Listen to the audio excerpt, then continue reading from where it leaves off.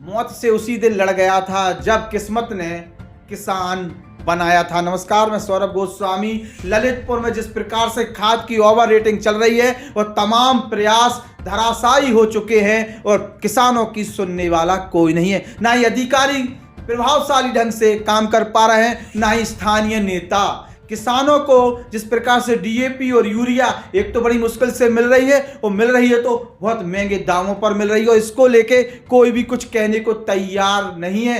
व्यापारी खुलेआम अपनी मनमानी करते हुए नजर आ रहे हैं। उनको लगाम लगाने को लेकर तमाम दावे स्थानीय कहें कि जो है विभाग है या स्थानीय प्रशासन है, उसके कहीं ना कहीं दावे हकीकत कुछ और नजर दिखाई दे रहे हैं और दावों कुछ और किए जा रहे हैं। तमाम दावों के बाद भी रेट कम नहीं हो रहे हैं। ओवर रेटिंग लगातार खाद की जा रही है। ओवर रेटिंग के सहारे किसानों को परेशान भी किया जा रहा है और उनसे वो मोटी रकम भी कहती जा रही है, क्योंकि खाद की शॉर्टेज के बहाने ये सब चीज़ें की जा रही। खाद माफिया, खाद सिंडिकेट किसानों को चूस रहा है, उन्हें लगातार परेशान कर रहा है। कथा कथित किसान नेता जो खास तौर पर सत्ताधारी पार्टी के किसान नेता हैं, किसानों की मसीहा बनते हैं, उनके पदाधिकारी हैं, वो खामोश बैठे हैं और उल्टे अधिकारियों की भाषा बोल रहे हैं। इसके साथ साथ चुने हुए जनप्रतिनिधियों की तरफ से ओवर रेटिंग खाद को लेके कोई बात सामने नहीं आई। उल्टा ये स्थिति है कि कोई भी नेता सोसाइटियों तक नहीं गया या दुकानों का मुआयना करने तक नहीं गया है।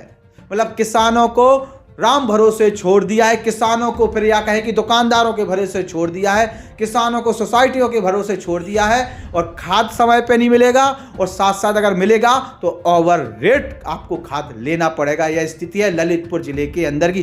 तमाम न्यूज पत्रकार उठा रहे हैं, मीडिया अपना काम कर रही है, लेकिन मीडिया के साथ साथ नेताओं का भी सहयोग होना बहुत आवश्यक है। चुने हुए जनप्रतिनिधि, विधायक, सांसद, मंत्री, सत्ता और साथ साथ विपक्ष दोनों ही कहीं ना कहीं खामोश नजर आ रहे हैं और जिसका लाभ पूरी तरीके से व्यापारी उठा रहे हैं। वो खाद माफिया उठा रहे हैं जो हमेशा ओवर रेटिंग का खेल करते हुए नजर आते हैं। मुख्यमंत्री जो योगी आदित्यनाथ जी हैं, उनको क्या ललितपुर की स्थिति सुनाई या दिखाई नहीं दे रही है? या सत्ता में आने के बाद हर नेता ऐसा ही हो जाता है कि मनमानी व्यापारी करते रहेंगे, मनमानी माफिया करते रहेंगे और जनता पिसती रहेगी और उनकी आवाज़ सुनने वाला कोई नहीं होगा।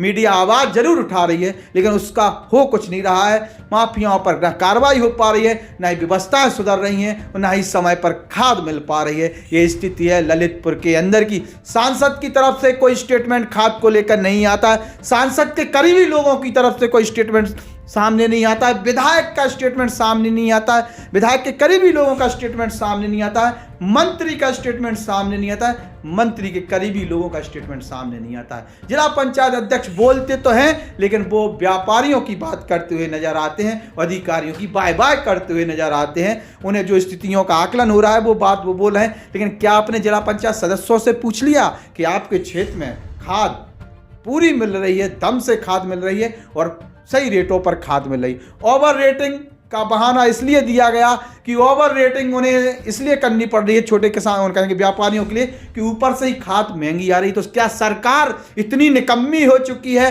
सरकार इतनी कहें कि संवेदनहीन हो चुकी है कि उन माफियाओं पर लगाम नहीं लगा पाई कि वहां से जो रैक चलेगी उस पर किसी प्रकार का ओवर चार्ज नहीं लगेगा, किसी प्रकार की दलाली नहीं लगेगी और किसानों को सही रेट पर खाद उपलब्ध हो पाएगा?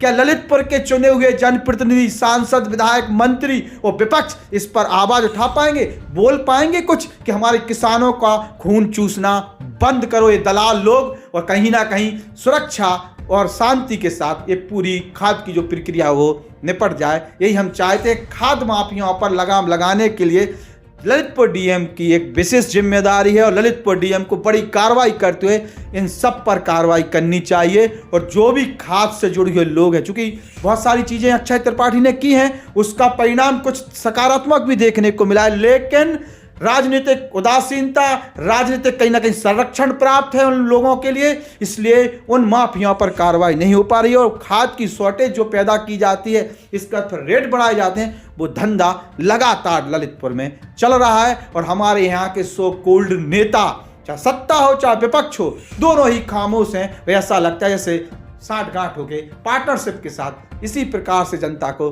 लूटा जा रहा है। किसानों की सुनने वाला कोई नहीं है और किसानों की आवाज उठाने वाला भी कोई नहीं है। किसान नेताओं से आह्वान है, थोड़े घर से बाहर निकलिए, समस्याएं सुनिए किसानों की और उन पर आवाज उठाइए। जब तक आप बाहर नहीं आएंगे कोई सुनने वाला नहीं है, क्योंकि आपने जिन नेताओं को वोट दिया है वो केवल पंगत खाने के लिए मशहूर हैं और पंगत खाने में ही व्यस्त हैं, या कोई विदेश यात्रा कराएगा और उनके जो पदाधिकारी हैं या जो किसान संगठन से जुड़े हुए लोग हैं या पार्टी के ही पदाधिकारी जो किसान संगठन से जुड़े हुए हैं वो कुछ नहीं करने वाले। वो केवल कुर्सियों पर बैठेंगे, सरका के बैठ जाएंगे, अपने आप को सम्मानित कराएंगे, इसके अलावा कुछ नहीं है। ललितपुर की यही स्थिति है और किसान परेशान है और किसान की सुनने वाला कोई नहीं है। हमने लगातार यही बोला है किसान भाइयों, जहां पर भी आपको महंगा खाद मिला है आवाज उठाइए। आज आपको आवाज उठाने की आवश्यकता है और अगर आप आवाज उठाएंगे तो ऐसे ही साल दर साल हम लोग लुटते रहेंगे, किसान परेशान होता रहेगा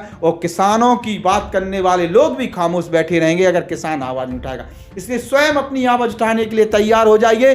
ना ही आपके नेता आपकी आवाज उठाएंगे, ना वो सुनेंगे, ना ही किसान संगठन उठाएंगे, ना ही कोई अधिकारी आपकी सुनने के लिए कहीं ना कहीं तैयार होगा जब तक आप स्वयं अपनी आवाज नहीं उठाएंगे। इसलिए आपसे आह्वान है, जहां पर भी ओवर रेटिंग हो रही है, जहां पर भी आपका शोषण किया जा रहा है, आवाज उठाइए और हमें भेज दीजिएगा। नमस्कार।